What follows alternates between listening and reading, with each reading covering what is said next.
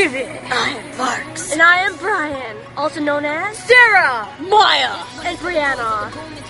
And this is the show How to be random. Slow-mo style. Now, I'll slow it down. Whoa!